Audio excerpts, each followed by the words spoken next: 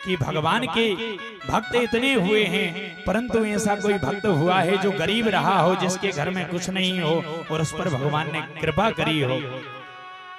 तब सुखदेव जी महाराज ने सुदामा जी की कथा सुनाई है।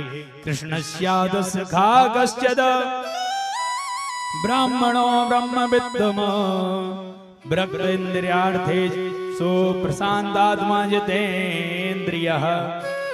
जिनकी इंद्रियां जिनके बस में हैं, निरंतर भगवान का भजन करते हैं, भगवान के भजन के अलावा जिनका कोई भी सहारा नहीं है।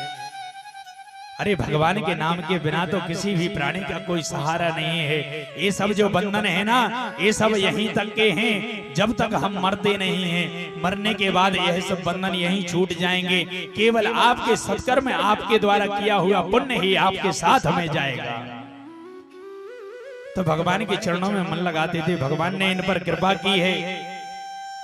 अब चनों का राज, आपने सुदामा चरित्र सभी ने श्रवण करके रखा है। जो चनों का राज था, उस प्रश्न का हम उत्तर देते हैं। संत ब्राह्मणों के मुखारविंद से, हमने गुरुदेव महाराज के मुखारविंद से कथा श्रवण की है कि भगवान ने सुदामा जी पर कृपा क्यों की है।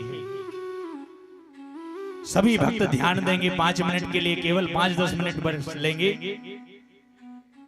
जब कन्हैया और सुदामा जी साथ में पढ़ते थे, तो एक दिन की बात है, रात्रि का समय था, चने सूखने के लिए डले थे। मैया को याद नहीं रहा तो गुरु माँ उनको उठा नहीं पाई और विश्राम करने लगी। गुरुदेव भी साथ में थे।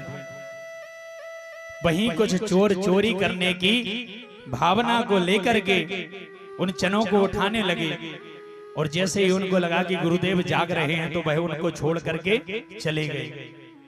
अब जब वो छोड़ करके चले गए, तो गुरुदेव ने गुरु मैया से कहा कि मैया, इन चनों में चोरों का हाथ लग गया है। जो इन चनों को खा लेगा वह जीवन भर के लिए दरिद्र हो जाएगा, गरीब हो जाएगा। तो इन चनों के लिए आप अलग कर देना। अब मैया भोली भाली थी। सुबह जब कन्हैया और सुदामा जी जंगल के लिए लकड़ी लेने के लिए गए, तो मैया ने वही पोटली में चने बांध दिए और इनको कलेव करने के लिए रख दिए। अब उस रात्रि में कन्हैया और सुदामा जी दोनों जाग रहे थे। भगवान तो कभी सोते नहीं हैं, परंतु सुदामा जी की भी आंख खुली थी, तो सुदामा जी ने भी वह बात सुनी थी। अब मैया ने जब वो चने रख दिए, अब पहुंचे वहां पे जंगल में। जब बारिश होने लगी, ऐसी स्थिति बन गई, तो सुदामा जी ने चोरी छिप करके वो पूरे चने खा लिए। क्यों खाए? क्योंकि गुरुदेव ने कहा है कि जो इन चनों को खा लेगा वह गरीब हो जाएगा। मैया ने तो दोनों के लिए रखे हैं, परंतु यदि मेरा कन्हैया ये चने खा लेगा तो कहीं मेरा कन्हैया गरीब ना हो जाए, और मेरा कन्हैया गरीब हो जाएगा तो ये मुझसे देखा नहीं जाएगा। इसलिए सुदामा जी ने जानबूझ करके वो चने खाए। सुदामा जी यदि कपटी होते तो भगवान क्या कृपा करते। मानस में बाबा ने लिखा है, निर्मल मन जन सो मोहि पावा, मोहि कपट छल छिद्र ना भावा। यदि सुदामा जी कपटी होते तो कन्हैया उनके चरण पखारते, उनकी पूजन करते। रुक्मणी मैया प्रणाम कर रही है, सत्य भामा मैया प्रणाम कर रही है।